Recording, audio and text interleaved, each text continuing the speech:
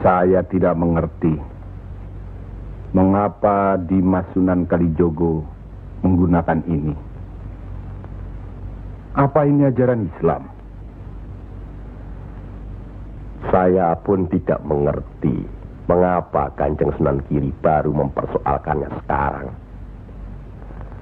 Justru pada saat memperingati 100 hari wafatnya Kanjeng Sunan Ampel. Kenapa tidak dulu-dulu?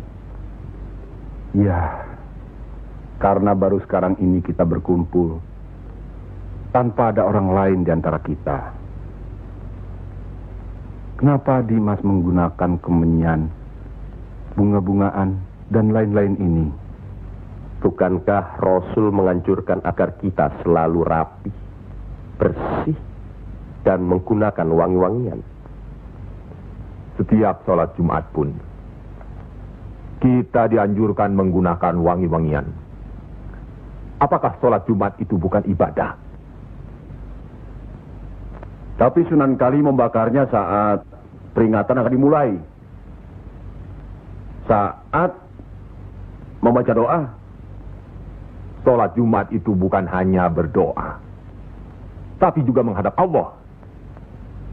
Dulu, kemenyan itu digunakan menyampaikan doa untuk nenek moyang lewat asapnya. Itu dulu. Tapi sekarang cukup dengan ini.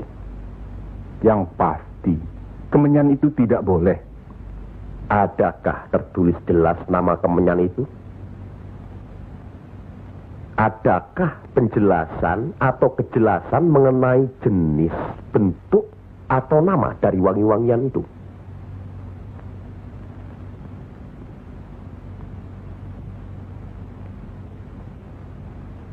Kalau orang Jawa menganggap kemenyan, setangki, bunga-bungaan itu wangi, apa salahnya kalau mereka menggunakan? Tapi Sunan Kali kan bisa melarangnya. Untuk apa melarangnya? Untuk apa kalau cuma membuat mereka tersinggung dan kemudian kita tidak berhasil mengislamkan mereka? Memang Sunan Kali lah yang selalu lain cara pendekatannya kepada rakyat. Tidak ada cara lain, Kanjeng Sunan Giri, selain mendekatkan hatinya, sentuh perasaannya, sesuaikan dengan kebiasaannya, yang kemudian setelah mereka merasa cocok, sesuai, lalu kita rubah sedikit demi sedikit. Bukankah kesemuanya itu telah kita musyawarahkan terlebih dulu? Tapi ingat, janganlah merendahkan martabat Sunan, wali, dengan berpakaian mulung seperti itu terus-menerus. Kanjeng Sunan Kudus, kita punya budaya sendiri. Gunakanlah itu. Dengan begini saya bisa mendekatkan diri, bergaul dengan mereka. Tidak ada jarak antara kita dengan mereka. Ada sambung rasa. Lagi pula iman Islam seseorang bukan terletak di pakaian, tapi di sini. Yang penting bersih, aurat tertutup.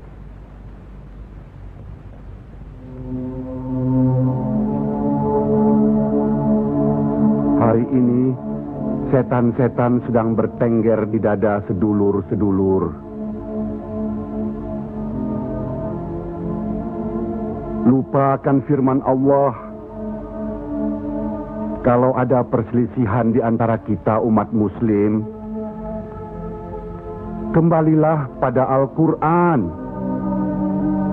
Kenapa sedulur-sedulur lupa? Kenapa?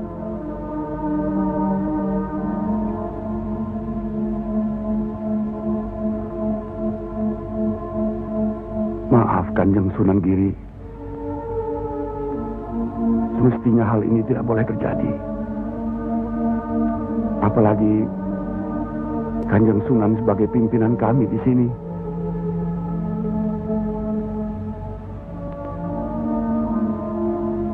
Kita harus ingat akan bahaya Islam yang berpusat di Pengging, yang perkembangannya begitu cepat, penyebarannya dan cara mengajarnya yang berbeda dengan kita. Apakah kita tidak merasa curiga sama sekali terhadap Syekh Siti Jenar alias Syekh Lemah Abang itu? Maaf, Kanjeng Sunan Bonang. Tidaklah baik berprasangka buruk terhadap orang. Itu pun termasuk dihinggapi setan. Astagfirullahaladzim. Soal Syekh Siti Jenar, saya telah menyaksikan anak buahnya berceramah.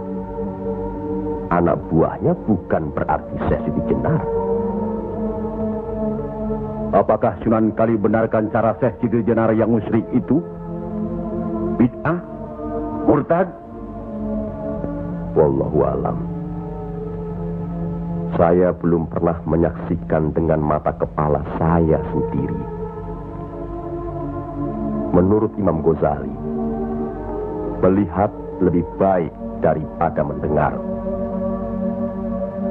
Saya rasa benar Kanjeng Sunan Bonang. Hari ini setan-setan sedang bertengger di dada kita.